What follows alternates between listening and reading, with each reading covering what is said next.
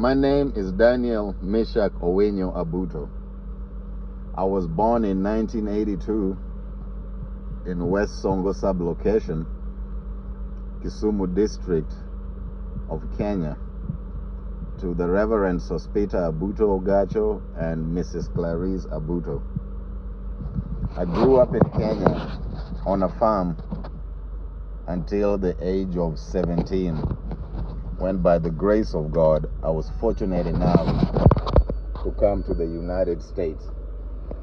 I came here as a dependent of my parent because my dad at the time was a student at Texas Christian University in Fort Worth, Texas. The intention at the time of my coming was to go to school and pursue schooling and education, and which I did. I finished my high school. I did not graduate from college. I did get into college, but I did not graduate from college. As a result of that and having to make a livelihood, I became a mechanic by profession, something I learned from my dad. I'd see him fixing cars left and right, and I picked up the habit. I am fortunate enough, by the grace of God, to also call myself a citizen of the United States. I live in Abilene, Texas. I have 2 children. I have an 18-year-old daughter and a 17-year-old daughter. They're both in college right now.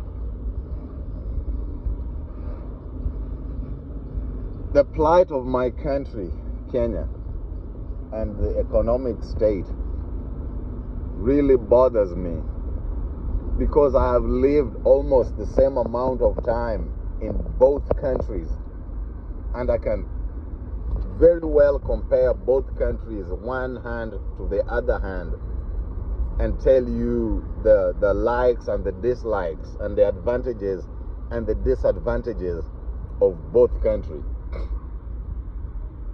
The one thing that I do know for a fact, and I want to stress, and is going to be my key point in all of my videos and in all of my communication with y'all, is that Africa is capable of feeding the United States and not just the other way around. And why do I say that? Because much as the United States is prosperous and the United States is great, and dear God, it's a good country to live in, it didn't happen that way by magic, and it didn't get that way overnight. It took a lot of deliberate, intentional, hard work to get this country to where it's at. It took a lot of deliberate and intentional hard work to build this infrastructure. And they did it against climate. I was trying to show you a guy there weatherizing his windows because it's supposed to get super cold on Monday. And it's supposed to stay that way for 3 days. That is something that we don't deal with on the equator. 365 days out of the year, the fluctuation in our temperatures is maybe 5 degrees difference. In the United States, particularly in Texas where I live, that's a blessing. There is farmers in Texas, there's oil in Texas, cotton is grown on a large scale in Texas.